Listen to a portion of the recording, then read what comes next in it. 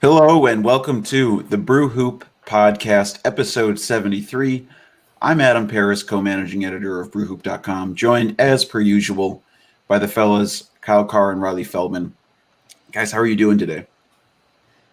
Doing pretty good. I had a little bit of a chance encounter with one of my personal heroes, which we'll get into later this past week. I accidentally cut like a pretty deep groove into my thumb while I was chopping up some onions. So I didn't lop a part of my thumb off, which is good, but that's healing right now. So besides those two things, slow and steady, usual things over here in Minnesota. And in Wisconsin, the usual COVID cases are way too high for my own liking. The baby is going through another round of teething, so no sleep in the last 24 hours. That's always good, and I can't wait for everything that we talk about today to be completely irrelevant on Wednesday. And when you talk about irrelevant stuff, that's how you know we're talking about the NBA draft, which is upcoming. And as we all know, the Bucks traded their pick last year. They're out a couple picks in the future. This year, just thanks to the sign and trade they made last year with the Indiana Pacers. Thankfully, they do have a selection in this year's draft, number 24. But we will get into the draft talk later. I'm looking forward to that. Let's start off real quick because the trades, it's just came across that apparently trades will be able to start on Monday. What is that? What is tomorrow? The 16th, on the 16th. So I was just going to run through with you guys a few of the rumors, and as we all know, these are rumors from a couple different sources that people have seen on Twitter about potential targets the Bucks may be looking at. So we have to sort of couch this in as many ways as possible. So just a couple of the guys, I just want to see if any of them pique your interest. So Kevin O'Connor reportedly said that the Bucks might be interested in Robert Covington and PJ Tucker, as well as Patty Mills of the Spurs. Sam Amico, whatever you want to say about that, said the Bucks might have interest in Aaron Gordon. That one seems a little weird. I don't believe that one quite as much, but whatever. There is the past relationship between the two front offices, so maybe there's something there. And then Zach Lowe, obviously we talked about this a little bit with Mitchell last week, but also had mentioned the Bogdan Bogdanovic, Harrison Barnes potential trade with the Kings. So I don't know, Kyle, out of any of those, did any of them pique your interest or did any of them even seem realistic to you? The one that seems realistic is the Bogdan one, mainly because it comes from Zach Lowe, and Zach Lowe is probably, out of the people that have been mentioned, is the only one that I really trust. I mean, Kevin O'Connor seems to know what's going on, and he is very knowledgeable, but it feels like rumors coming from him are just more speculation that makes sense, at least in theory. So yeah, the Bogdan one seems to be the one that's gained the most traction. I think Lowe reported on it. I think Shams mentioned it, a couple weeks prior. So that one seems to be, and that seems like a realistic option that the Bucks could do, is just do a sign and trade with the Kings. How they make that trade work, I don't know. But I mean, Patty Mills would be an intriguing one. As we talked about last week, he would be a very good fit. He would be someone that could be an upgrade, and you might be able to keep some of your assets and just, trade Eric Bledsoe only, or at least trade Eric Bledsoe and DJ Wilson or Ersan. But I don't know how realistic it is. Aaron Gordon, I'm not giving any grain of salt to it because it makes absolutely no sense why you would take someone with that salary to do exactly what Giannis does, but in a much worse way. And then Covington and PJ Tucker, while that would be nice, again, I just don't see how realistic that one would be. So I would say the Bogdan one looks to be legit, and the Patty Mills one I would like to happen. I tend to agree with Kyle across the whole board. Of the ones, I would say Patty Mills is probably what I would be most excited about. Like if you went into this offseason and said, we can get Patty Mills, and you just trade Eric Bledsoe plus like you said, Kyle, either DJ or Ersan or whatever combination, I'd be like, wow, that was a huge win for us. Like we were able to get that different of a stylistic point guard compared to Eric Bledsoe, like offensively, just a whole different animal. Now, whether or not that fits all that well with like what Bud wants to do, I mean, I think it would be helpful to force Bud's hands, as we've talked ad nauseum over the offseason, to like just give him different tools and force him to do something different. So I would agree that Patty Mills is probably the one that I would be most interested in. Aaron Gordon makes no sense at all. I appreciate, Adam, that you put in the context that one Western Conference exec told Sam Amico that the Bucks were interested, which seems to me it could have been like a janitor at like the front office of like the Denver Nuggets or something, who like saw a piece of paper with Sharpie on it. Is like, I'm going to let somebody know what's going on here. Otherwise, I think the issue with like the Robert Covington, PJ Tucker, like PJ Tucker's aging, and like he's an interesting guy because he plays a lot of small ball, so maybe that'd be an interesting fit for like a small ball lineup with Giannis. But I think people are already concerned a little bit when Robert Covington was touted last season when the Wolves were trying to trade him. We're like, well, how does that fit with Giannis? He's a little too light to like make it work as like in a small ball lineup. And then the issue with the Bogdan and Harrison Barnes, I'm intrigued by that too. But as Mitchell talked about last week, the issue there is they make that deal and they get hard capped. And so the sequence with which they need to make that deal in order to make sure they have enough warm bodies to fill out the rest of the roster instead of doing it and then getting hard capped at like 12 dudes. That's the one thing that throws me off from that deal. And maybe that's the case for all of these. I'm not sure the cap implications, but that's what's kind of holding me back from they're going to be executing a trade the second the moratorium lifts, just because it seems like from everything we've gathered, the timeline has to be very exact for them to be able to put together like a full roster. So that's the only thing throwing me off from any of these rumors. But the only one I guess I'd be really mad at is like Aaron Gordon, depending on what they have to give up. So I don't know.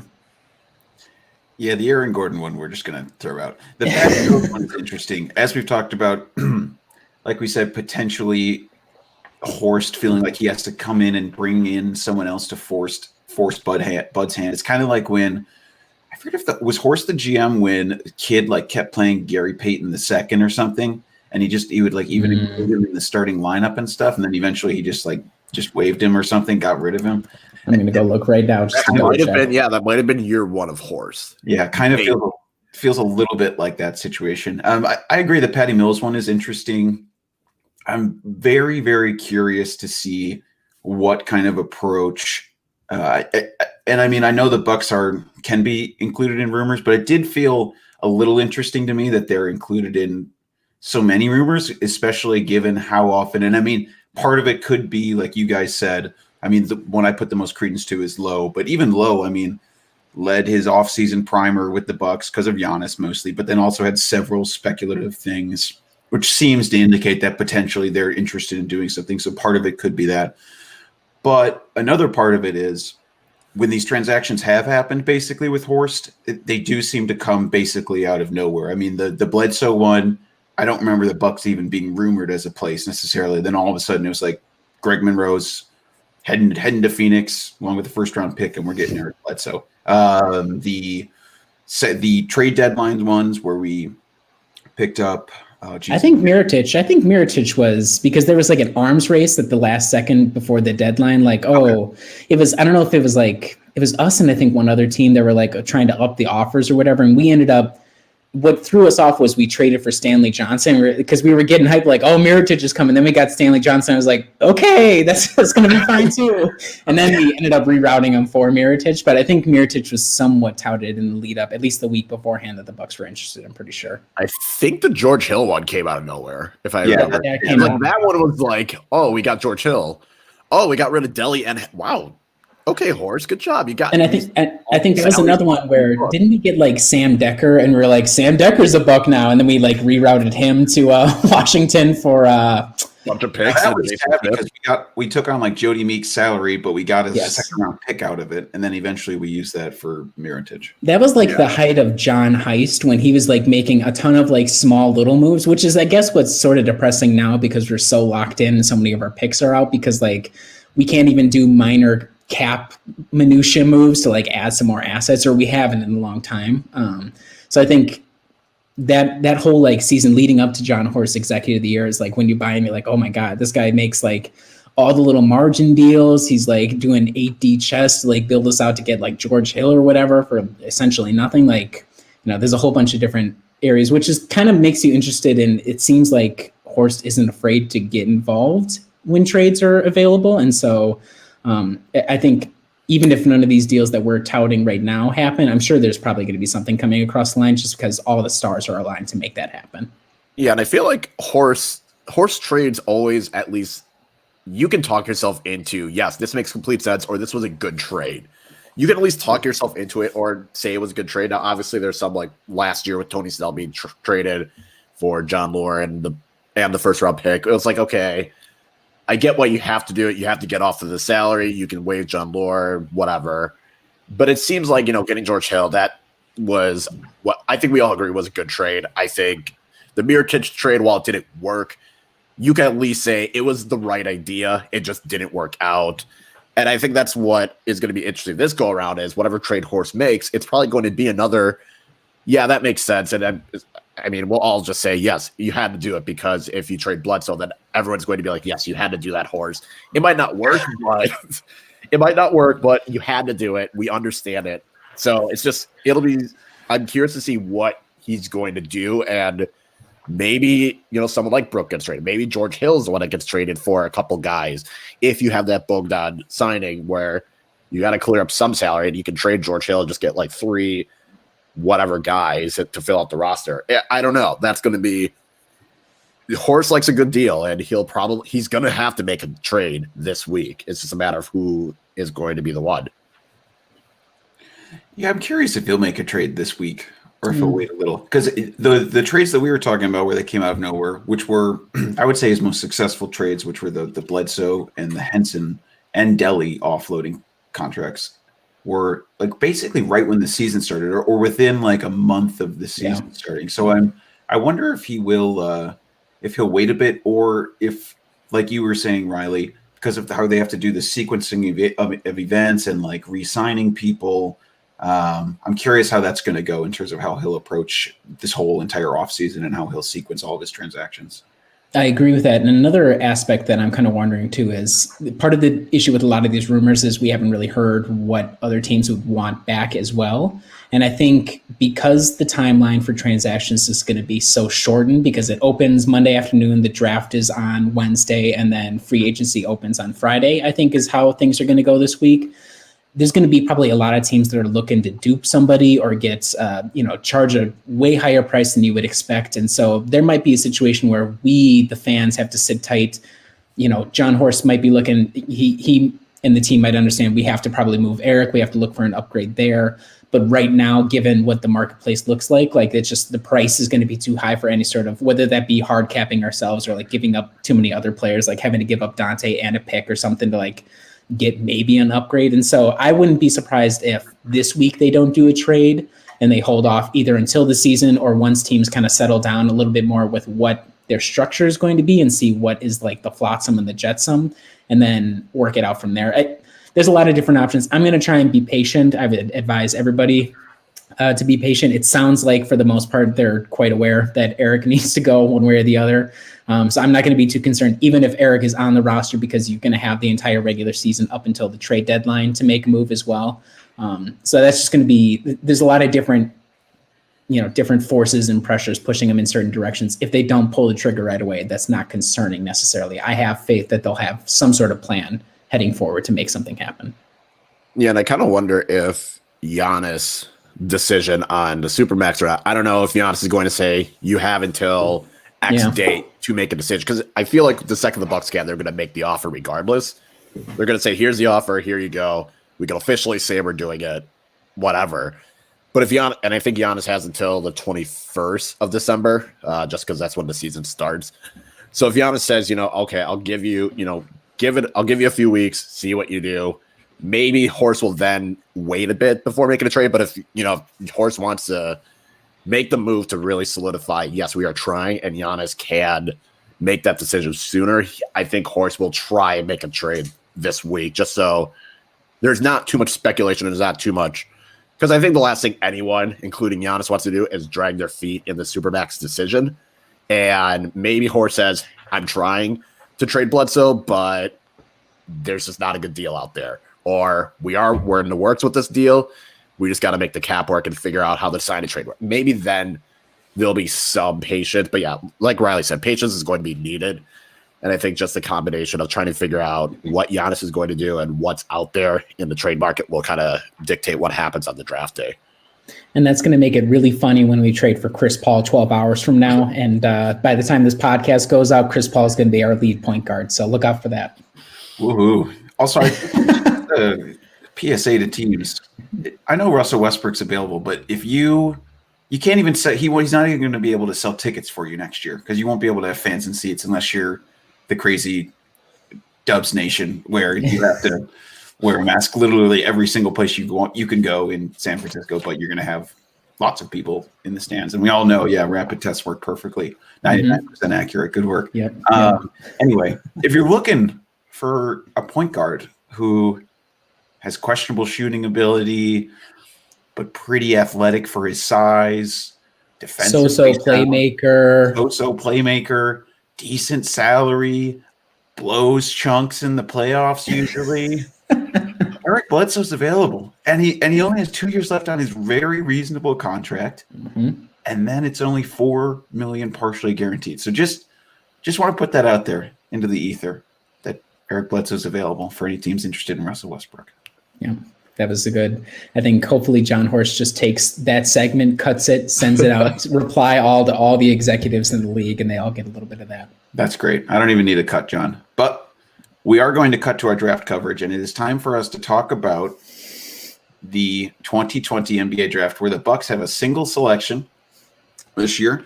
It is 24th overall. I want to start off by saying I'm a little salty that it's 24th because the Pacers went into the bubble, and I'm pretty sure the pick was around maybe 18. We confirmed right before we hit the record. It was 19 before the play-in game started. And then when Sabonis went down, I was all excited, thinking that, it's only gonna get better from here. But no, stupid Pacers had to overperform in the stupid seeding games and push it all the way to 24, while all these other picks, in the lottery stay the same. But don't worry, the seeding games do matter for everyone who's down there. Let them, just beat up on the Wizards because their pick doesn't matter, but it'll affect the Bucks pick. Whatever, little salty about it. But what I want to talk about with you two is, because I wouldn't say any of us are experts in terms of specific prospects, but we'll get into some that the Bucks are thinking about later. I want to talk to you first about, so far, John Horst's approach to the draft, which has been pretty minimal. I think the big takeaway I had when I looked at his draft history was he has very little draft history. So running through it for the folks, he took over in 2017, drafted DJ Wilson, 17th overall, made a trade for Sterling Brown, who was selected 46th overall. In 2018, he drafted Dante DiVincenzo, 17th overall, no second-round selection. 2019, as we touched on earlier, he traded that pick to the Pistons as part of the Tony Snell trade to offload salary. So very early returns, but I don't know, Riley, what have you thought, if you have any takeaways from how John Horst seems to have approached the draft up to this point? So if you look at the three drafts, and I have them listed right here in front of me, all three of them are like totally different phases of team building. So the first one, the DJ Wilson, Sterling Brown, so that still had Jason Kidd around. And it's a little unclear like whether or not DJ was actually a Jason Kidd influence pick, because wasn't there news that Jason Kidd flew to California to like see DJ do like a private workout or something before they drafted him? I believe there was something along those lines. I could be totally making that up, but that feels correct. And so DJ Wilson, you're like, this is like we're coming off the John Hammond high of like lanky dude who might be able to like shoot the ball or like do a little bit of everything. And Sterling Brown was sort of a follow-on from the Malcolm Brogdon pick, where it's like, let's go for a guy who kind of has a pretty diverse skill set, could probably contribute pretty quickly, because I think he was a bit older coming out of the draft as well.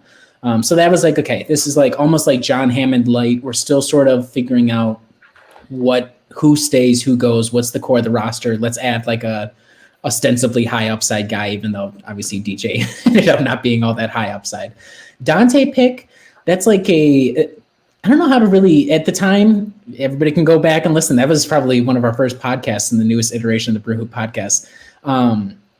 Unsure what to make of that pick at the time. It turns out it was kind of like a sort of win now-ish like guy who can contribute right away all across the board. That wasn't clear in 2018 just because Dante had the injury, but that was like, okay, we're starting to build into a team that really wants to compete. We're maybe have like aspirations with a new coach. That might have also been like a Mike Budenholzer influence picks. And now we're like drafting for now. And then in 2019, we get into the Eastern Conference Finals, we lose. It's like, well, we have to upgrade immediately on the roster. We can't do a draft pick, trade it for some cap relief, and then we can re-sign everybody essentially. So I'm not sure what to make, or if there is such a thing as a John Horst philosophy. It seems like he's willing to change what his priority is based on where the team's immediate goal is. It's not so much, it doesn't seem like building deep into the future. It's a lot of what can we do immediately to help the team out. And Dante kind of fits that a little bit just because he's contributed when he's been able to play, especially this past season. And then obviously re-signing guys like Hill, re-signing Brooke and everything, that keeps the team competitive now. But overall, I'm not sure if we can say he has a philosophy. Whether he was a new GM, influenced by the coaches, all that sort of stuff, I can't tell what to expect from him besides trying to fit the current team philosophy. And if that's the case, I think we could probably say that the pick is getting traded for immediate help. But I don't know if that's changed calculus since we got bounced again in the second round this past time. So it's hard to get a read. It really is, I think. Yeah, I feel like it's been a mixed bag with all of his draft picks because you look, it's kind of tough because DJ Wilson obviously has not turned out to be a good pick at all. But how many players after him have really had, like the first guy I think of is TJ Leaf, who was picked a pick after him. And it's like, well, he hasn't been great either. It's just kind of tough where you look at all the players selected after DJ, and it's kind of tough to see who really was even good at that pick at that point. So that pick was kind of you hope for the best and it failed. It's not like Rashad Vaughn and then you see someone like Bobby Portis drafted right after. Bobby Portis was at least a respectable player.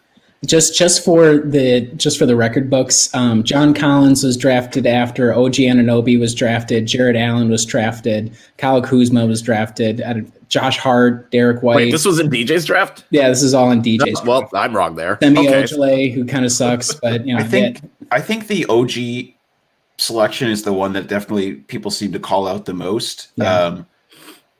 But also, I think that would have been a risky pick for him, given OG, I think, was coming off an ACL tear. Yeah. And certainly Horst probably had just gone through some of the Jabari Parker stuff. So I think for him, that was probably something that scared him off. Yeah. But the John Collins one, okay, yeah, that doesn't look good. And Jared Allen. I mean, it was tough with, yeah, Jared Allen and John Collins are probably the two that you look at. It's like, well, shit. Okay, so I'm wrong on that point with 2017. 2018, I mean, we see what Dante can do, and we at least know that a healthy Dante is a rotation level player in the NBA, which is really all you can hope for when you're drafting relatively that late in the draft. Sure, you could get someone like Kevin Huerter, who was a sharpshooter, and that would have been great, but I don't think you could complain too much about Dante's pick. Not of a second round pick probably hurt more than anything else. And then you look at last year, we weren't really sold on most of the prospects going into it. Kevin Porter has turned out to be a decent player in flashes for Cleveland. So maybe that would have been nice to have him. Would the Bucks have even drafted him if they kept the pick? I don't know. But it was kind of key to get off of Tony Snell's salary because if they had decided to keep Tony Snell and then sign Chris Middleton and not keep Brogdon, good God, Bucks Twitter would have set itself on fire and just firebomb everything possible. So you know what? I'm okay with them salary dumping that. It's just tough because there's really not much you can really judge. I mean, yes, 2017 is probably the year where you look at DJ Wilson and you look at some of the guys drafted after him and it's like, okay, that was a bad decision. But Sterling Brown, second rounder, you're not expecting much. He's done okay for a second round pick. Yes, we wish he could do more, but he hasn't let you down. Dante, as we talked about, I think just not having that second round, not having any second round picks the last 2 years is really the kind of like consequences of all the mid-season moves that the Bucks have made. Go ahead, Riley. Yeah, I just think as we're kind of bringing up here, what the drafts reflect is how quickly Milwaukee's time horizons shortened and how old we got as quickly as we did, because we were in 2017. I mean, Jason Kidd was still a buffoon, but like we were like, oh, sort of like stuck in the mud, but potentially on the rise team. Maybe they just need a couple more players. So like we need to win immediately. And it just the drafts reflect that. And that's typical. I mean, everybody says that, when like LeBron was in Miami, it was like, well, the Heat aren't actually going to make a pick here. They're going to just continue to like rebuild through the draft or like add guys through the draft. That's just the the situation for contenders in the immediate. There are a couple of teams who I think maybe really believe in their scouting departments or like have a guy that they're really in on. But for the most part, I think a lot of competitive teams, when you're at the very top, there's a reason why they don't do a lot of picks and hold on to them at the end of the draft or end of the first round, just because you kind of boom bust. There's different also aspects of like, if you do a first round pick, there's like contract implications there versus if you do like a second rounder. So there's just, it makes sense where they're not drafting guys, even though we might prefer it, but that's just a reflection of where the team is at. And that's, I don't think that's necessarily horse fault. That's just the reality of how you build in today's NBA with like the CBA, the way it's structured. Yeah, I think he got dealt a little bit of a tough hand, and I mean he was in the front office beforehand, so I'm definitely not giving him a pass. If people want to give him a pass for the DJ Wilson pick, I don't really think that's fair because he was there the whole time. He was in the front office the whole time, even when Hammond left. Obviously, he would have been helping with scouting, so clearly he liked DJ Wilson. So, well, I mean, whatever. If you really like that kind of a 1 year wonder, that one was definitely a bigger miss for me in terms of the people that came after.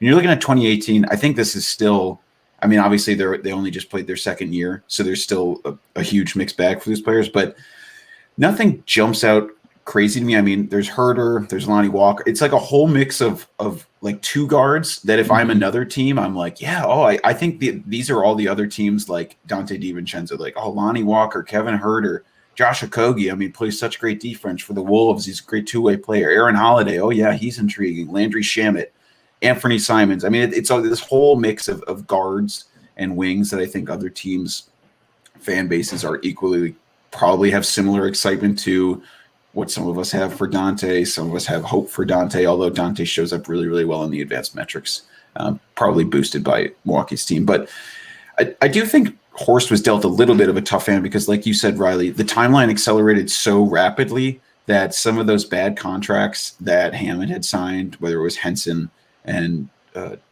Delhi, really kind of hamstrung him, and he had to kind of get rid of them right away, which made them forfeit a pick. And it was still a great trade by Horst. But, when you keep giving up, it's a little bit of a double-edged sword to me because when you keep giving up draft capital, I think sometimes it's tough to, keep replenishing your roster with younger players. And it's one of the reasons I think maybe this pick this year is pretty important. But on the flip side, when you look at some of the players, like Golden State has kept their first-round pick for the last couple of years, and I can't really think of many reasonable players that they've picked late. Like they had Kevon Looney. He was pretty good, but it took him like 3 or 4 years to even turn to a decent player. Yeah. In 2018, they drafted Jacob Evans. I don't know if there's the Jordan Bell, like, oh my God, I can't believe the Bulls sold him the pick. What a bunch of idiots. But that was mostly clowning on the Bulls more than anything. Yeah.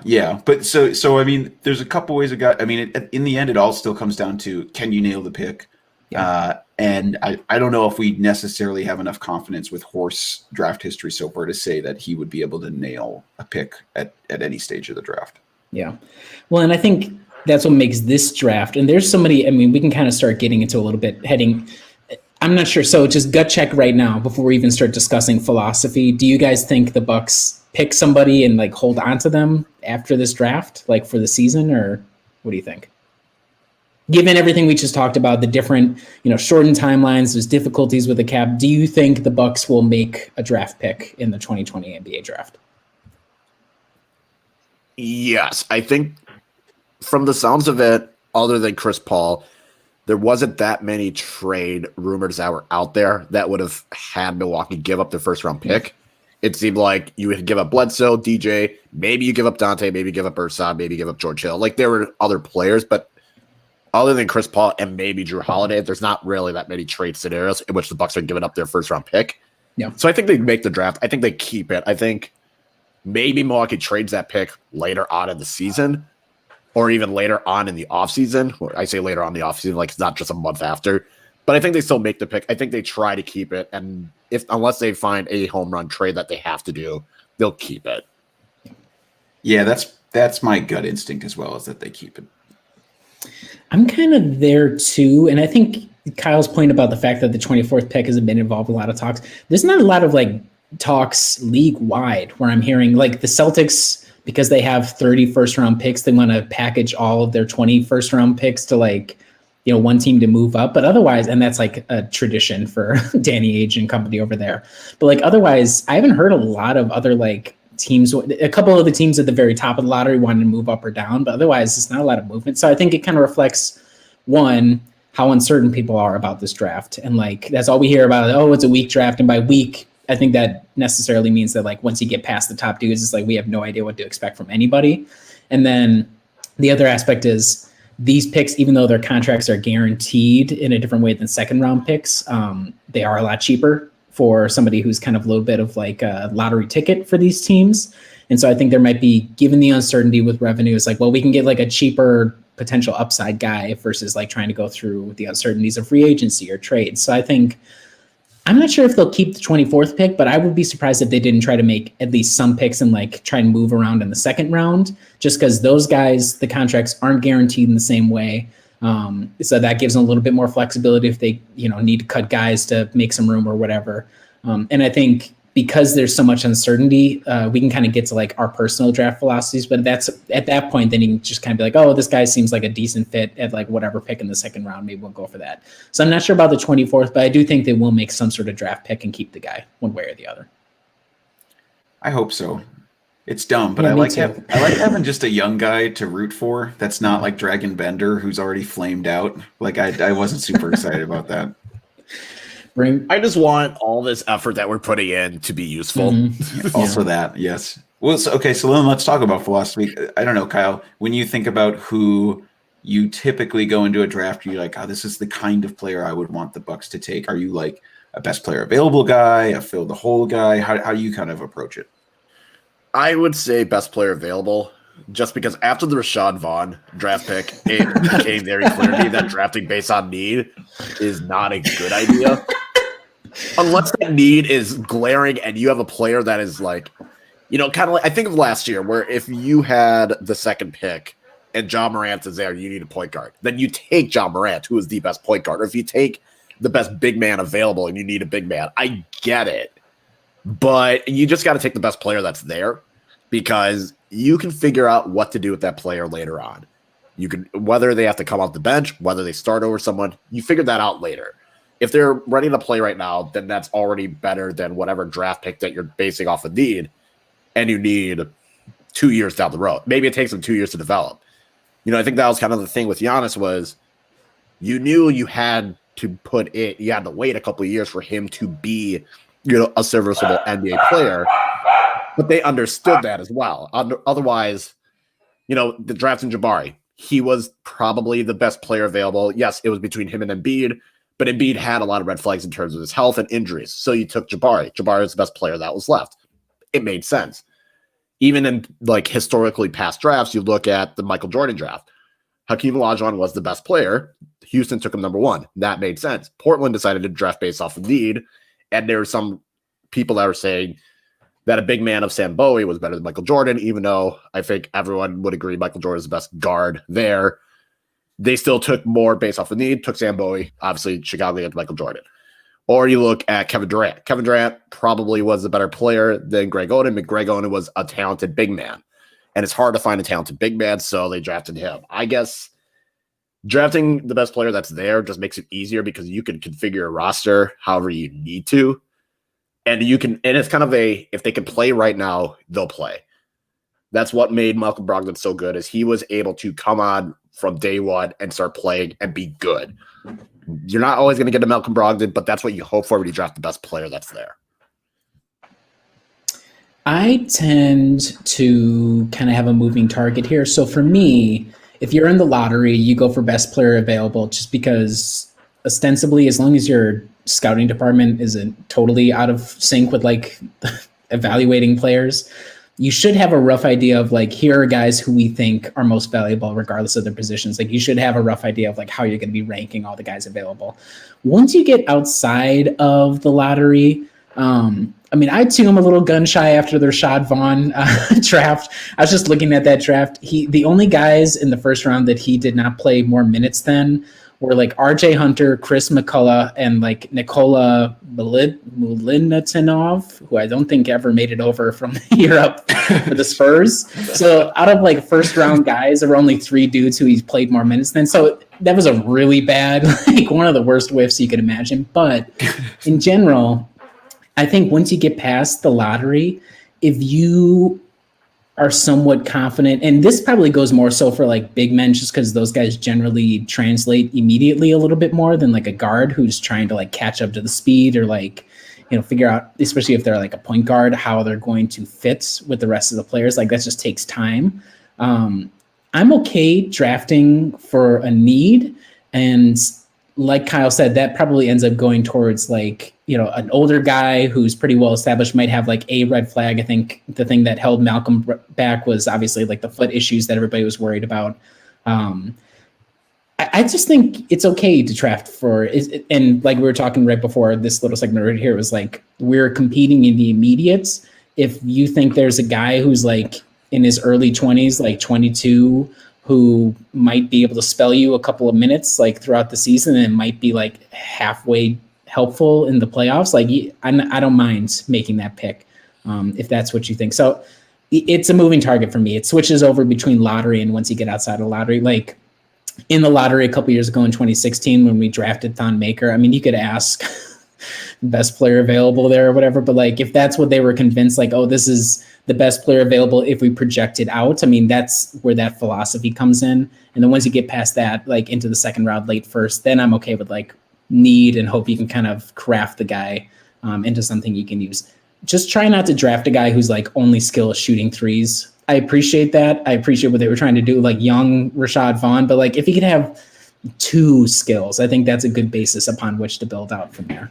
I was just going to ask that because I think that is a little bit of a philosophy that like later on in the draft, some people might be like, all right, well, we have this guy who's toolsy. He's got a couple different skills that he's good at. And then we have this guy who is a proven elite 3-point shooter.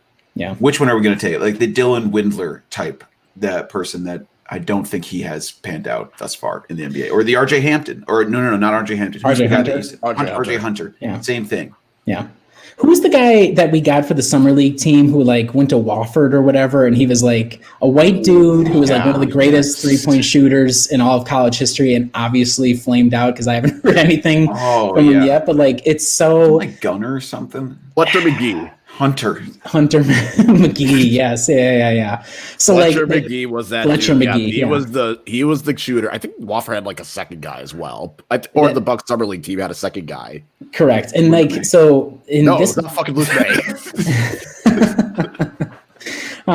So like that's like that taken to like the nth degree where it's like this guy literally does nothing else but shoot threes from half court. So like let's don't waste a first round draft pick on that. Like we can find dudes on the free agent market for nothing who like essentially just shoot threes. We tried that, it didn't work out all that well. So I would agree with you, Adam, that's once you get outside of lottery, that's where the breakdown kind of is. Like, do you want like an elite in one skill, or do you want decent, like a bunch of skills and see if you work it out from there, which is where like the Dante pick comes in.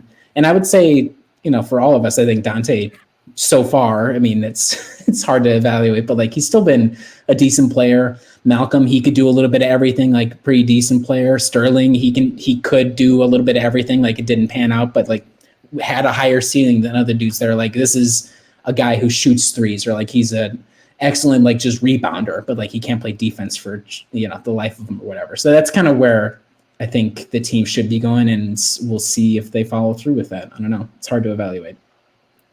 Yeah, I mean, obviously there's a middle ground between upside and fit. I definitely feel a little as if I lean more towards upside.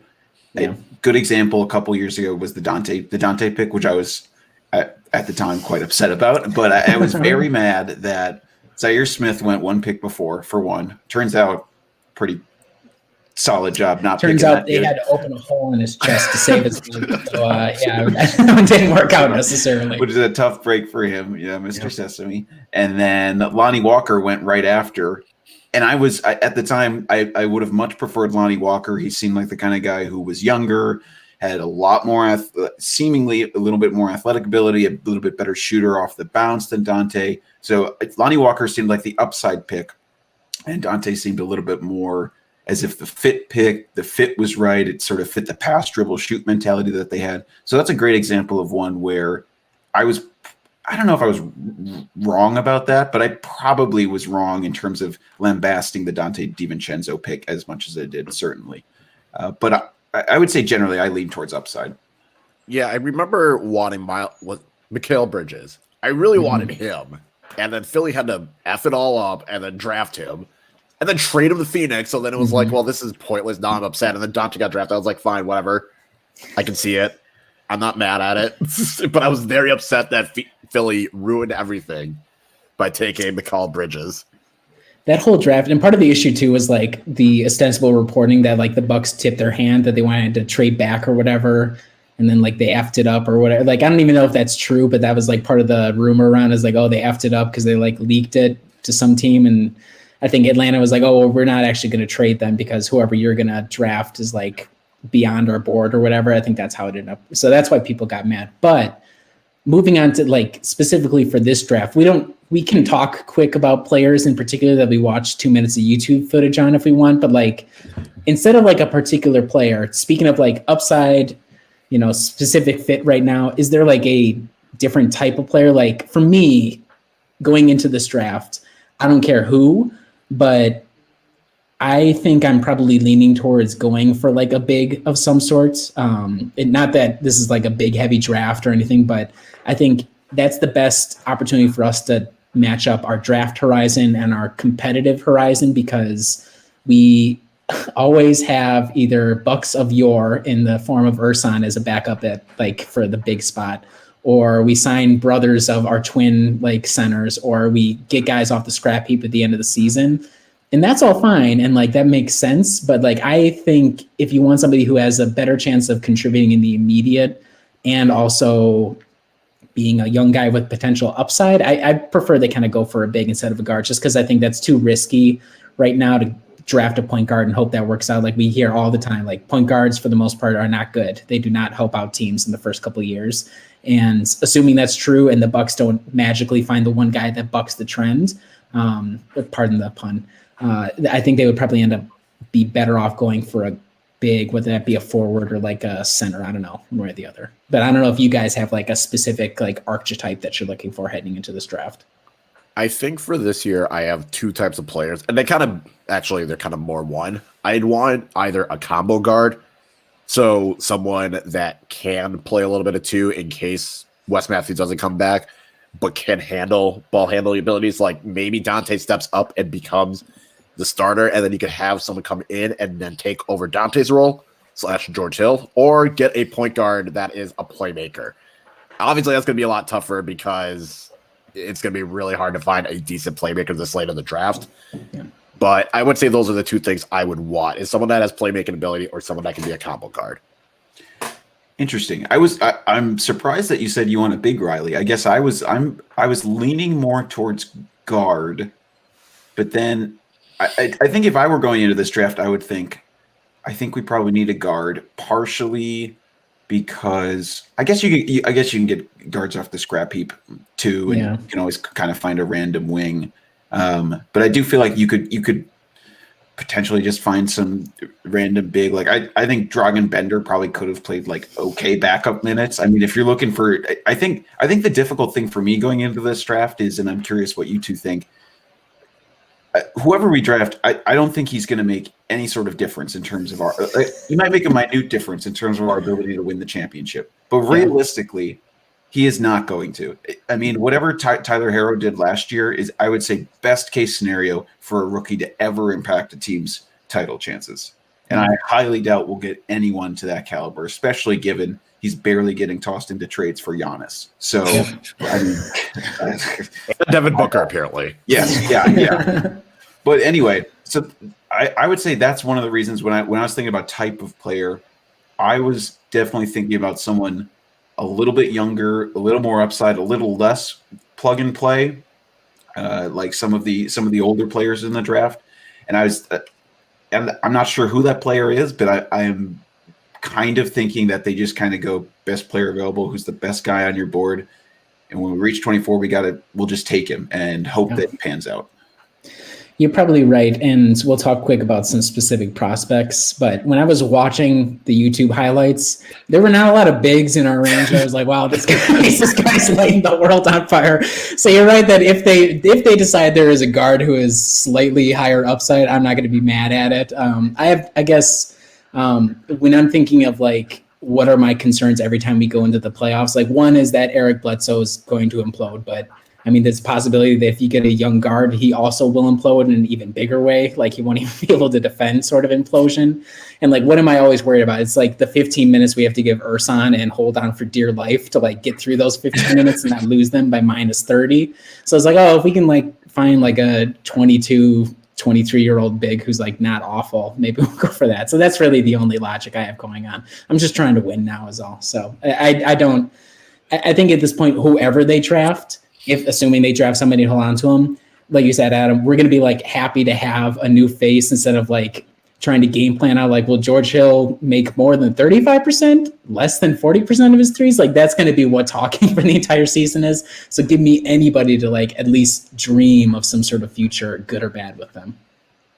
Yeah, I would agree that this draft pick probably is not going to move the needle in terms of championship potential, but depending, I mean, even if Giannis stays, you just need a young player on a lower salary that can come in, step up, and that can, hell, even if you want to trade that pick for someone better down the road, at least you then have a capable player. I think that's just the key thing. We just need a capable player at this point.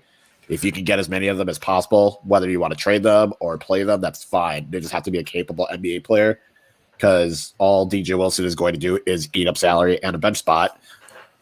And, you know, that's just not fun. At least Sterling Brown, you can talk yourself into, well, we've seen what Sterling Brown can do, and he can do it. He just didn't do it consistently. Yeah. That's still better than, you know, trying to draft someone in the first round that can't even get off the bench, no matter who's coaching, no matter how many players get injured.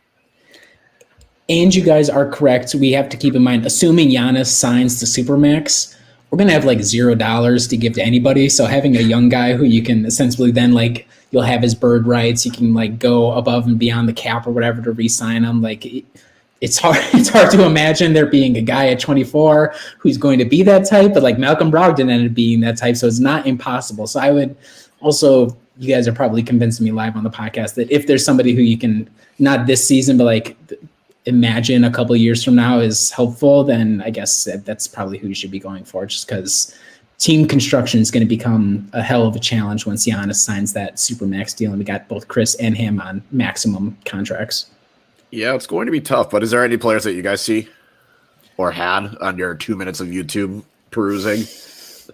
Yeah, I can start. I mean, I'm not going to report to say know much about these players. I would highly recommend, if you really want to learn about these players, go to the Stepien and read Spencer Perlman's like 20-minute long, crazy in-depth articles. If you, the day after whoever the Bucks pick, if they pick someone, definitely see if the Stepien has a profile on him, because that stuff is in depth, and Spencer does a great job with him.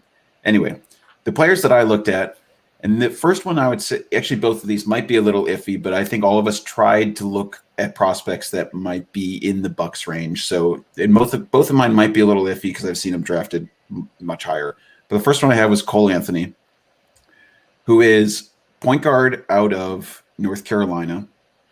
And when I watched him, so one of the things I was thinking about was when I watched him, and I didn't watch a lot of Kobe White at North Carolina, but I was thinking about Kobe White. I looked at the shooting numbers. They were like pretty similar in terms of around 35% from three and 78% from the free throw line. So no great shakes, but a lot of shots that Cole Anthony was taking were the kind of shots that we want our point guards to be taking. So it's off the dribble, tough threes in the pick and roll. He gets right around his screen and then takes a pull up 3-pointer, and he's able to make it. So he's taking tough shots, seems to be able to run the floor pretty well. One thing that scared me was that his highlight tape didn't show any passing, which is fine. I mean, you know, he averaged like 4 assists or something per game, so clearly he can pass.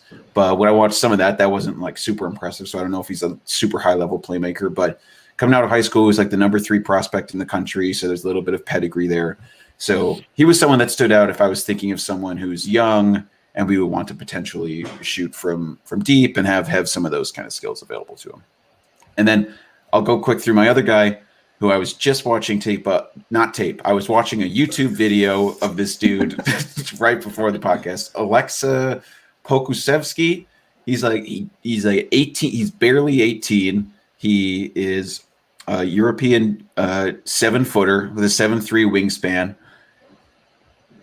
Rail thin, weighs like 200 pounds. So obviously going to have to put on an incredible amount of weight. Definitely could fall into the trap of being the Euro Darko or whatever and just fail miserably. Yeah. Was compared to Dragan Bender, which is scary. But the thing I kind of liked about this guy is when I was watching him, he didn't look at all like a 7-footer. Like as I watched him, I honestly couldn't believe he was 7 foot. One, because he just didn't look it. But the way he moved looked a lot more like a 6'6" guy. I mean, this guy was dribbling pretty competently into a couple European. All right, I see Riley.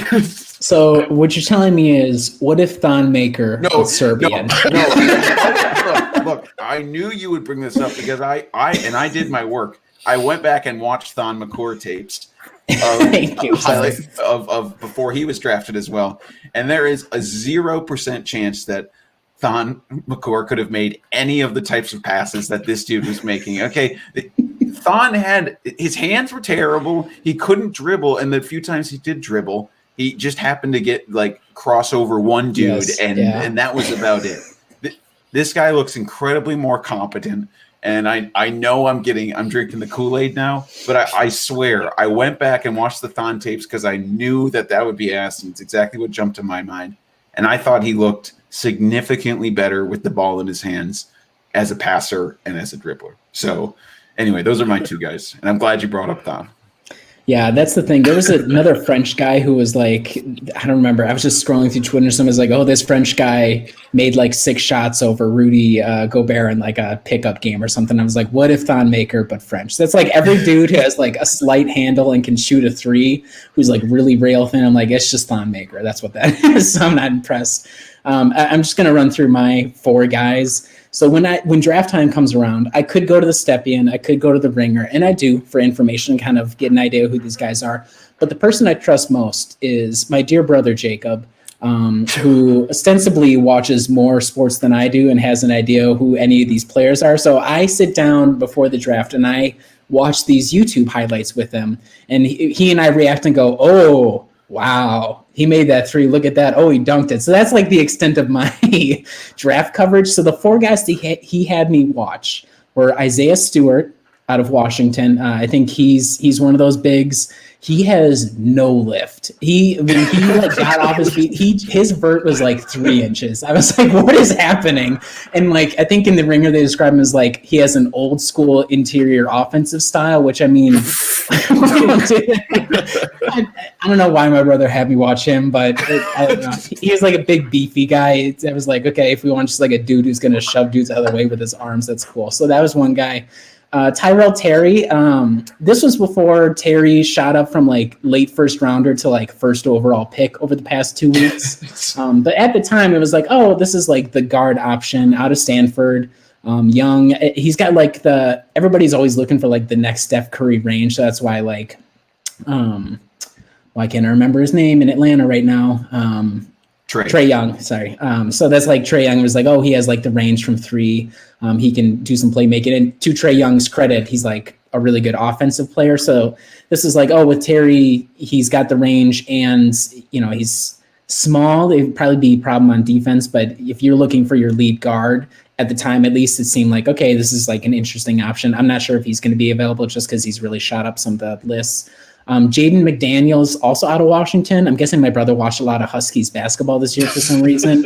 Jaden gave me a lot of DJ vibes where like he's like 6'9", lanky, can sort of shoot the 3 and like seems athletic, but he uses his athleticism to like do a lot of layups. I think I had to watch a 20-minute video and it took until like minute 13 to see him dunk the ball in like transition. I was like, okay, so this is a dude who like has a lot of athleticism, can shoot the 3, but is like afraid of making contact, or that's just not his game. And we've experienced that with DJ for years now. It's like, I probably don't need that. So I'm really out on Jaden too. Last guy, Jamias Ramsey out of Texas Tech. He's like, I think somebody described him as like a fearless shot maker, which to me is like ball hog and guy who like doesn't know when to move off the ball. But to his credit, he's got like a lot of more. He was like a decent defender. He's the combo guard kind of feel. So if you could harness his ability to like, it seemed like he had ability to shoot the ball from all three levels of the offensive floor and was an okay defender. The main issue is like he just really loves holding onto the ball, and like there were so many times where he would have the ball and he'd just look off teammates all the time, and like because it was Texas Tech against like some D2 team, he could just blow past dudes and dunk the ball. I was like, oh, that's cool, I guess. So all four of the guys that I watched tape on, Tyrell Terry was probably my top one, but he's not going to be available, and everybody else, it's like I don't know, which I think is pretty indicative of the end of the draft in general. So that's my reporting. It's nothing crazy, but I don't know. At least I watched some stuff. Now here's a draft pick. Here's somebody I'm looking for.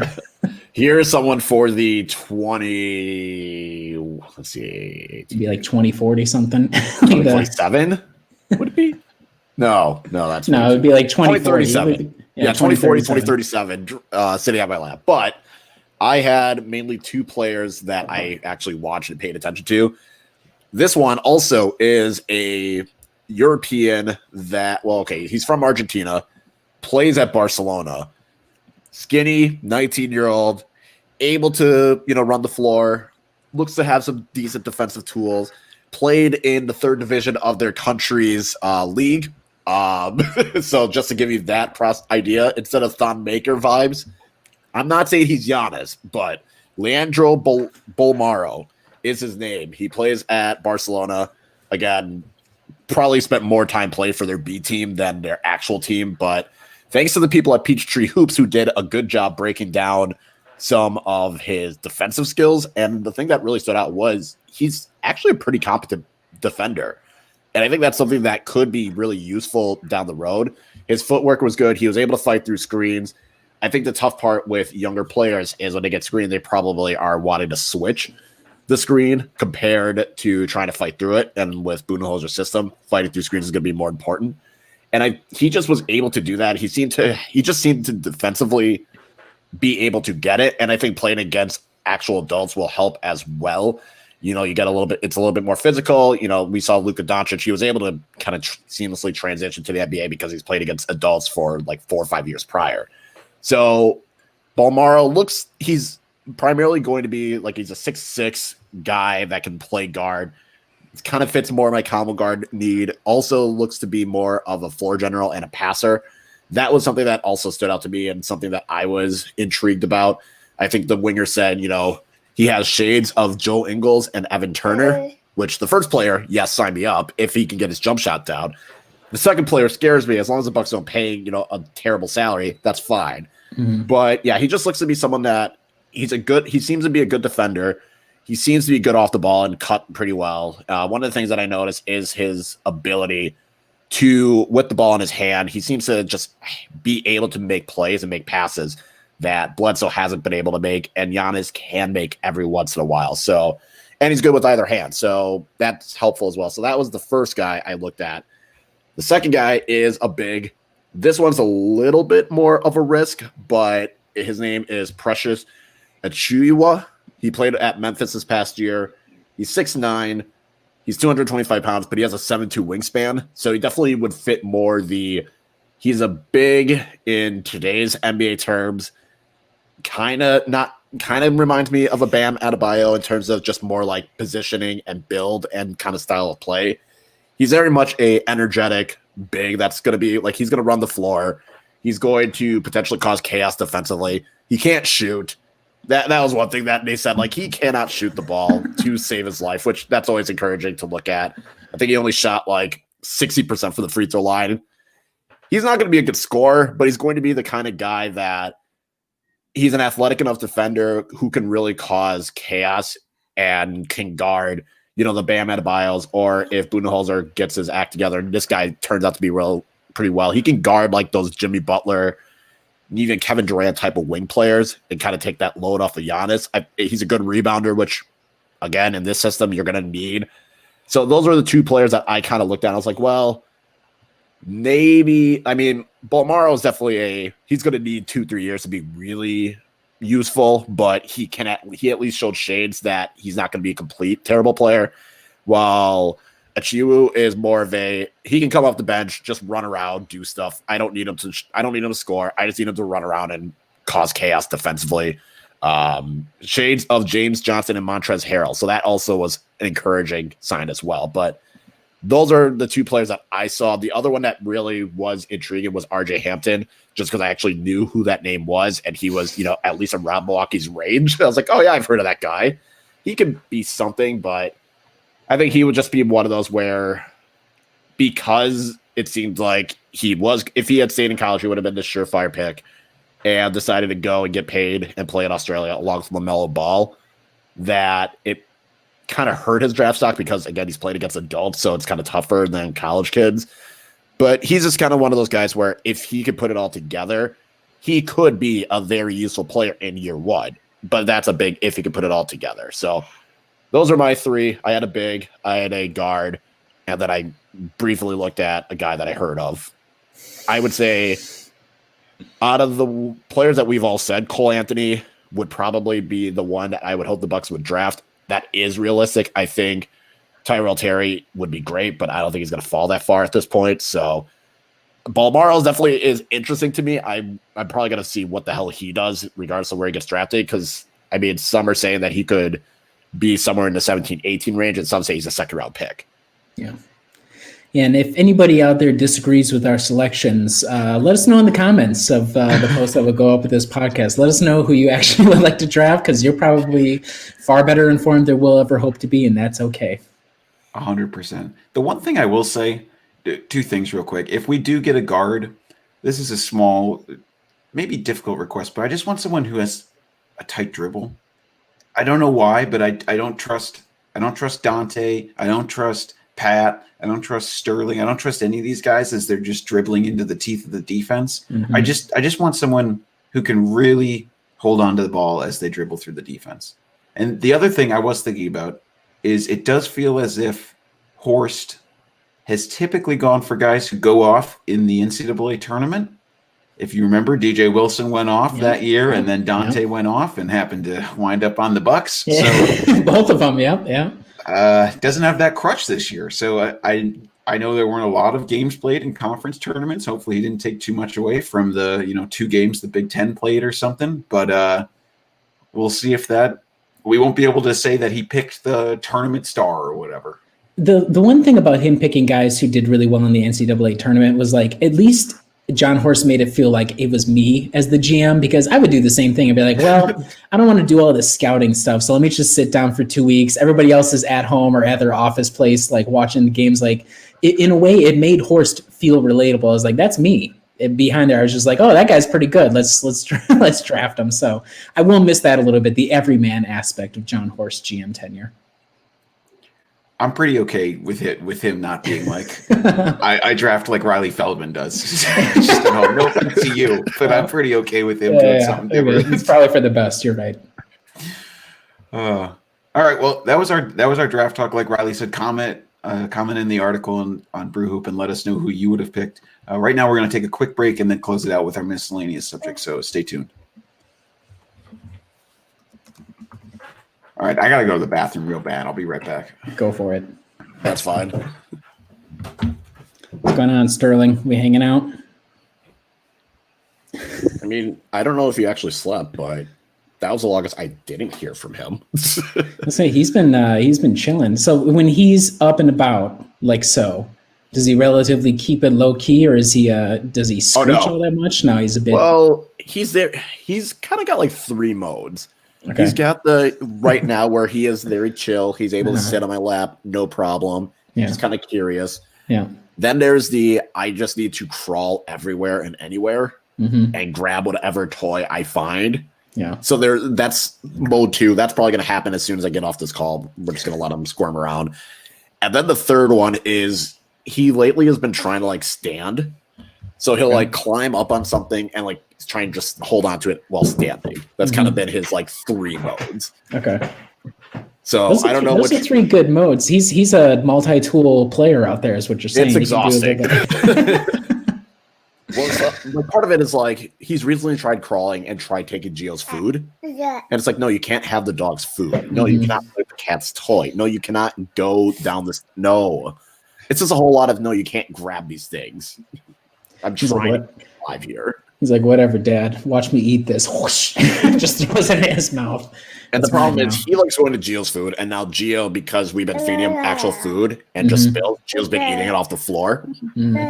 So then now Gio is like, oh, I'll just wait for him to spill food, and I can also get his. I was like, no, we're not doing. It's Greek yogurt. Like, you can't eat this. It's ridiculous, but it is what it is. It's great overall, but it is tiring. Kids are the best. That's the moral of the story. The other thing I forgot to mention of the draft thing is like we, assuming we hard cap ourselves, we're going to need like more warm bodies. So I hope they draft somebody. I'm not here for like the 11-person roster, so we need to draft somebody for that regard or for that sake. Yeah. All right, are we ready to restart? Good. Yep. All right. All right, and we're back. It's time for rapid fire questions. Kyle, you're taking the lead this time. I am. So the first question I have is, you're going on a vacation. What is your preferred method of travel? I feel like we've kind of had this discussion in the past, but say you're going, I don't want to say, depending on whatever, think of a vacation. How are you going to get there? What is your preferred way of doing it? I used to be big fly guy, but lately I've been doing a lot more driving, especially in the pandemic, and I'm used to sort of commuting from Philadelphia down to Charleston, South Carolina, where my in-laws are. So I spent a lot of time in the car with my wife, and it sounds sick, but I've grown to like it. So I've actually found just road trips to be a lot more fun, especially lately. I've only done one really long road trip from Milwaukee down to Florida, and that was cool because we had the car. Otherwise, we were like too young to like rent out a car without getting slammed with fees or whatever. Like you're under 25, so here's an extra $1,000 to rent this car. So that was nice. But generally, I'm team flights. I'm increasingly like somewhat concerned about like the impact of flying and all that sort of stuff on like global warming. So that always is kind of in the back of my mind. But like, if I'm going somewhere, I don't mind driving, but generally let's fly there. Let's get there as soon as possible. And if they have either rental or like the couple of times I've been to Europe where like the train and public transit system is pretty robust, like I've had some amazing like between countries, like train trips, like just some of the scenery you can see. So flying to get there as quick as possible. And for a lot of places, if you can do like a train, you get to see a lot of cool, like either locales or parts of cities and things like that. So those are probably my top two if I had to choose. Yeah, I have a fear of flying, and as much as I fly and it's a lot easier, I'm too scared to do it. So I will drive. Road trips are fun. It is a little strange that we're just in metal tubes in the sky. When you break it all the way down, you're like, all right, we're hoping this works. Here we go. Yeah, it's kind of more of as long as it doesn't crash, we're fine. But otherwise, yikes, that's still a possibility. But the second question I had, when do you find it acceptable to start celebrating Christmas? Black Friday to me, because so I'm team Thanksgiving. Keep it as its own separate thing. That's all. You have November to celebrate the end of fall. Everybody likes fall. It's kind of like between Halloween and Thanksgiving. The day after Thanksgiving, I don't mind people going out, putting up decorations, doing the shopping. I know 99.1 back in Milwaukee, they turn on the Christmas music the day after Thanksgiving. So to me, that's when it's acceptable. Anything earlier than that, and I'm looking at you a little bit sideways. I think in people's personal homes, they should celebrate anytime after Halloween is fine by me. I find the holiday season to be delightful in so many ways. And I always find December to fly by too quickly before I have a chance to do all the things I want to do. Even though I won't do much in November, I know of it. But corporate-wise, please wait until after Black Friday. Having worked in a mall for many years, I cannot stand the Christmas music it just started unseasonably early. So corporate-wise, please wait until after Black Friday. But personally, start whenever you want to. Fair. I am have Thanksgiving, then do whatever you want, regardless. This year, though, I'm surprised there hasn't been as many Christmas lights up as I expected. especially considering there's a pandemic and what else are you going to do? I'm surprised at the lack of Christmas lights, which I'm okay with, but it is shocking. Next question I have. With the new releases of the Xbox Series X and whatever it is, and the PS5, if you had to go, if there is one game system that you can go back and remember, like, oh, this is the game system that I am going to spend hours in line or do whatever it takes to pre-order or go through 80 different websites to order it, what is that console? To me, I'm going to say the PlayStation 2 because we had the original PlayStation, which was good. But the beauty of the PS2 was, I think at that time, like almost every PlayStation 1 game was backwards compatible. So you didn't have to like mess around with it. You had the whole like set of games you get for the PlayStation. And that was like the first when I started really gaming. I'm like not a closeted gamer. I'm like not ashamed of it. But at that time I was like 12, 13, I think, when the PlayStation 2 came out. And I remember we got it on Christmas. I was like, oh my God, I can't. It was like one of those, like, so totally typical, like, can't believe the consoles here, that sort of stuff. So I would say the PlayStation 2, great games. That was like before having to play online, which is mostly toxic and annoying for the most part. So, and there was a lot of like playing games with my friends or like with my brother, and I really enjoyed that. So PlayStation 2 for me. I probably would say in terms of one that I would have done it for, maybe GameCube. But the one that I actually did it in practice for was the Wii. I was all in on the Wii, and it was. I waited in line at Best Buy. I got there early, like, Mom, you got to drive me. They only have a few of these in stock. We got to get them. Don't worry, you can play it too. Wii Fit. It's going to be perfect for the whole family. We're going to play Wii bowling for hours. Don't worry. Oh man, that was a big L for me. Yeah, that was the Wii is definitely up there. I'd also say the N64 as well, especially just the games that came out for it. Between Super Mario, you had Super Smash Bros, you had Legend of Zelda. I think I probably would have done this for the N64 because I would be like, look at all these games, they're great. There's 4 controllers, there's Pokemon. Like everyone in the family could play. But then you grab the controller, you're like, this is a crime against humanity. What's happening here in my hands right now? So that would be the only thing I'd say against the 64. Play this game. Exactly, yeah. Fun one that came courtesy of Emma. Growing up, basically in middle school or early high school, what was your go-to clothing brand? Was it American Eagle? Was it Aeropostale? Was it Abercrombie & Fitch? Were you Hollister hipster? Which one? God, I'm trying to remember what all my polos were. I think I was Aeropostale. I think my mom didn't want to spend the money on American Eagle or Hollister, and definitely not Abercrombie.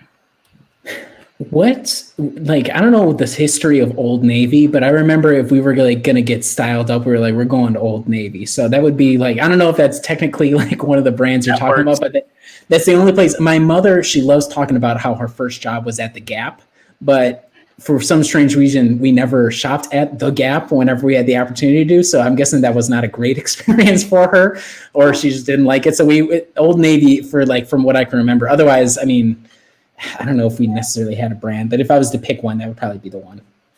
Yeah, I was Aeropostale and American Eagle for sure, but my mom also loved Kohl's. So any of the brands at Kohl's, that was the one. Urban Pipeline, baby. Yeah, Urban Pipeline. The jeans are what it's all about. She had the Kohl's cash. She had the Kohl's gift card. Like anytime Kohl's 15, cash. 20, 30, let's go. Yep. Legendary. Tony Hawk, he had a great line there. If we felt spendy, kind of the same with you, Adam, like maybe Aeropostale for sure, maybe American Eagle if we were feeling spendy. Definitely not Abercrombie or Hollister. Did you guys ever work at a retail place? Did you ever work retail at a place like that? So I worked at Kohl's for 4 years. So I couldn't do it anymore, but there were all the exclusive brands like Simply Vera Wang, Jelly Beans. I'm not sure if Urban Pipeline was an exclusive, but like I could name all the exclusive brands that they had. And it was a mixed bag working at Kohl's. It was fine, but like it's retail work. So I don't know, did you guys ever work retail at all? I mean, you said you worked at a mall, Adam. I was at Sports Authority for like a year and a half, which was okay, but looking back, I didn't really get the discounts that I would wanted. Like it was like, yeah, you get some discount, but it wasn't enough to like justify paying for something. Like, it would have been nice to like buy a new set of golf clubs or like shoes, but it wasn't enough to like make the discount worth it. Plus, it always just got to like that time of year where parents were just like, I need to get these shoes. I'm like, okay, well, like, what sport do they play? Oh, this one. Okay, but it was just like me asking like 50 questions and getting nowhere. And I was like, you know what? Here, buy the shoe. This is probably the best part. Here's some cleats. I worked at Auntie Anne's Hell for like 3.5 yes. years. Yeah. If you, so my wonderful fiance, she's a big Auntie Anne's fan. It's a classic every time you go to the mall. Do you have, I know they have like 60 pretzel flavors now. Do you have a go-to? Are you a traditional, salts with a thing of cheese, or what's your go-to? So personally, I had one that I would make almost every shift, and it was the almond. I would make almond nuggets, which was not on the menu. It's one of those secret menu things. You know what I mean? No. But the almond pretzel with caramel dip is completely underrated. No one gets it. No one thinks about it, but it is just, God, that's good. Mm-hmm. Anyway, the cinnamon sugar was my favorite. Anytime you can get the cinnamon sugar, yes. But last question, in honor of the draft, I know we kind of talked about it, Adam, when you mentioned the Dante pick, but was there a draft pick that had you mad online, mad that you called into a local sports show, or had you vent to your friends, went on Facebook? Like, was there a certain draft pick where you were just angry? I got one. The Giannis draft. At the time, that was the first draft where I like started my own little blog, and I like put in time to like do a breakdown of like Kelly Olynyk and Dennis Schroeder. And I was like, oh, I like know like some of these guys. And me and my brother went to the beat ups in Pewaukee, and we sat there and they drafted Giannis. I was like, I have no idea who this guy was. And like we walked out, I was like, I can't believe we just blew the draft. Like we just drafted some dude whose highlight videos were YouTube videos from like his high school gym or whatever at the second level of Greek basketball. So I admit fully, because I was an idiot and had only like done breakdowns on like 3 players and one of them was not Giannis, I was like, I can't believe John Hamm has screwed us again. So that I was mad at the Giannis draft, and that was probably more of a reflection on my idiocy than anything else. I was quite upset at the Thon Maker pick. I was with all my friends. I mean, he was supposed to go 40. When they said he went 10, I just remember viscerally standing up, jumping on my chair, and whipping my pencil across the room, and it just shattered into pieces because we all of us were just absolutely irate that they made that much of a reach. So definitely Thon. I probably would go it was like the 3-way trade where it was like Jimmer Fredette and whoever else. And I was just, because I didn't realize it was part of the trade, I just heard they drafted Jimmer Fredette, and I was like, are you effing kidding me? Like, all this guy can do is shoot. He's not that good. Like, if I wanted a white guy that can shoot, I will call JJ Redick. I will deal with Mike Dunleavy. I'll get anyone else. Mm-hmm. And then I found out it was part of the trade, and I like eventually backed down from it. I was like, it was still a stupid pick. Like, I don't know why anyone would draft Jimmer Fredette. That was for sure I was very annoyed with it, and I didn't know that it was like the actual trade part of the deal. Kind of similar to like how Dirk was picked, where it was like the Bucks were never going to have him. We don't need to do it on this podcast, but in the future, we should do a John Hammond draft retrospective, just because that's an adventure. That's like, you're going from, besides Giannis, is low to low to low, and like the Brandon Jennings draft pick. Like that's what he's got. But what an adventure all those drafts. He did draft. He never traded away the picks. Somebody was coming in, and usually it was not the right person. But a shout out to John Hammond in drafting. But yes, those are all the rapid fire questions. Wonderful.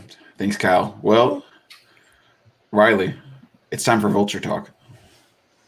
It is time for Vulture Talk. It's really oddly quiet this week on the carrion front. The only thing that I saw, and I'm not even sure if it came in this week, but Ryan Hollins, also known as Ryan Hollister, he did some sort of interview with I don't know if it was a CBS station or a station in the Bay or what it was, but he essentially went out on his sword or on his shield, and he said, I want Giannis to get traded to the Warriors. I didn't bother listening because I'm not going to get clicks to that kind of imbecility, but unsurprising that he happens to be the guy.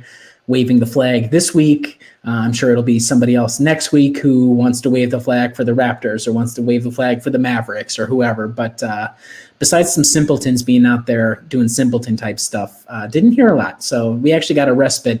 We'll see, though, after this next week, once things start happening and trades and everything, and we kind of get an idea for where the Bucks are at, people are going to, on Saturday, be like, the Bucks are either guaranteed to get Giannis, or if he doesn't sign the Supermax, they're like, they're doomed. That is what it is. So get ready for even more Vulture talk starting next week.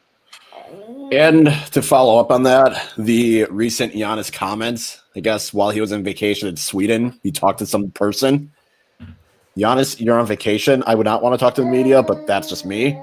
In which he said, yeah, with Milwaukee, I love it. Obviously, I want to win a championship. So the same stuff that he said. He also said, depending on what the Bucks do, we'll determine if I sign or not. And of course, everyone freaked out. Like, this hasn't been said the last year. Calm down. Giannis literally just said, if the Bucks make the right moves and make him a championship contender, I'll stay. If not, I'm out. Like everything else he has said in the past year, if the Bucks don't screw it up, it'll be fine. So let's just all take a deep breath and realize everything is going to be fine. Nothing. Giannis has not said anything new. Giannis has not said anything that's given new hints. It's the same stuff that's been said the past year. All right. You heard it from Kyle. Everything is fine. Yeah. We all know what that means. Everything will end up being on fire next week. And I will have to be there. I'm like, yeah, I got that wrong. All right. Let's move on. Kyle, it's your film review time. So I did watch a movie, but it's a Christmas movie, so I'm saving that till after Thanksgiving because duh. But let's do a recap of the Great British Bake Off because this was quite the episode. Last week was the hottest day in the tent, so of course everyone had to work with ice cream, which was a flawed system. This week it was a little bit more low-key, so they made cheesecakes. I'm a big fan of cheesecake, so if you mess up a cheesecake, I find that as a personal insult. No one severely messed it up. There's some duds, but no one severely screwed it up, so good on them. Then it came to the technical, which I don't know what they were thinking with this technical, but no one did well. It was terrible. Like, even the winner only won because it tasted good at least. Like, everyone was terrible because the signature was a bad idea and something from, literally Pride and Prejudice times. Yeah, I agree, Sterling, but calm down. It was from Pride and Prejudice times. And then it got to this showstopper in which they had to do gelatin, which I don't know anyone that actually does gelatin anymore, but whatever. It was a good week, though, and I was very sad for the person that left, but it was, compared to last week, it was much more just survive. It was a just survive type of week. I'm always impressed with the number of people in the entire of the United Kingdom that are able to get together each season and be like, here's 15 people who can constantly bake things. I know one person who's a good baker in my life, which I guess if you split that out over millions of people, you can get plenty. But I don't know, it's an interesting premise in that they keep it going. It's a credit to them, I guess. I thank you, Riley, for saying I am a good baker. I'm waiting for Kyle to send some goods my way. That's all. Christmas time's coming up. No pressure. That's true. Maybe I'll do cookies or something. Who knows? Big Brew Hoop logo on them. All right. Speaking of shilling for Brew Hoop, let's move on to the fountain pen review. Yeah, I got two things this week. So one, we do have a new pen for the first time in a long time. Second thing, last week, for those regular listeners, I reviewed the Robert Oster Signature Ink Clearwater Rain. I talked about it's a turquoise. I did a little sample of it, etc. And then I made the claim that Mr. Oster, Robert himself, is apparently a hermit in Australia or whatever somehow. And I think we figured it out because the article itself had Robert Oster tagged in it. Robert Oster himself found the podcast, listened all the way, or found the segment at the end with it. He tweeted out a link on the Twitter account. I'm sure we could probably put the tweet up with the article that this goes up with, but he tweeted it to his 1.5 thousand followers to be like, hey, here's this esoterica, podcast about some team in Milwaukee, Wisconsin, and they mentioned the ink and loved it or whatever. He messaged me, super nice guy. It was it's sort of you listen to oh, Santa Claus is coming to town. You're like, yeah, sure, Santa's coming to town. And then Santa actually comes to town, or in that segment, we were like, oh, I would love to go clubbing with Brandon Jennings. And then Brandon Jennings reached out. I was like, hey, do you want to go clubbing with Brandon Jennings? So that was kind of like the dynamic I was playing with. It was super cool. He thankfully didn't take any offense to it. But interesting. I would never have guessed that this podcast would lead me to be talking with one of the giants in the fountain pen ink space, but that's the reach of the Brew Hoop podcast. So super cool. Shout out to Robert Oster. If people are interested, go check out his website. Go check out, there's hundreds of inks. So if you're at all interested, I can attest to the quality of the ink. And then beyond that story, I actually got a new fountain pen this week. This week, we are dealing with my Sailor Pro Gear Slim in British Racing Green. So this was an exclusive from a website called Goldspot. Sailor is one of the big Japanese brands. It's like them, Pilot, Platinum. This right here, they're usually on the higher scale ends. This nib is, let me see if I can turn it. You can kind of see their little anchor there a little bit. This is a 14 karat gold nib. So it was a somewhat expensive nib to be purchasing, but I have little hands. And so the Slim is perfect for me. I can cap it, uncap it. It doesn't hurt my hand at all. Very light material, which is an issue with a lot of my other ones, is because they're metal, they're heavy. And when they're heavy, they hurt your hand after you write for a while. I've only been writing it with for about 24 hours, but loved it so far. Couldn't recommend it high enough. If you have the money, don't spend the money. If you don't, you can get a lot of other ones for cheaper. But the color was too good to pass up. This is my first Sailor. I'll kind of give it a try for a couple weeks and maybe see if there are more Sailors in my future. So highly recommend it. Probably, I say this after every single pen, but so far, probably the favorite pen I've gotten so far. So it's all a lot of fountain pen talk this week. Good stuff, I guess, hopefully. The people demand it. It might get the most traction out of any segment that we do. So I went this morning to go look at the YouTube broadcast from last week, and somebody in the comments was like, Riley, Robert Oster is looking for you. He posted on Facebook or whatever. I was like, so then I think he ended up finding me on Twitter, obviously. But it was quite the crossover event happening. Oh, all right. Well, let's sail away from this podcast and call it a day. Time for the draft. It's going to be a wacky week. Lots of stuff happening this week. So stay tuned to brewhoop.com. We're going to have tons of draft coverage up. I'm sure there's going to be a ton of silly rumors, potentially trades. And then free agency starts on Friday, which is crazy. So stay tuned to brewhoop.com. You're going to want to be there. Go follow us on Twitter at brewhoop and subscribe to the podcast. Share it with your friends and family. Robert Oster, feel free to share it with the Australian basketball fans in your life. I'm sure there are plenty. And we'll talk to you again soon.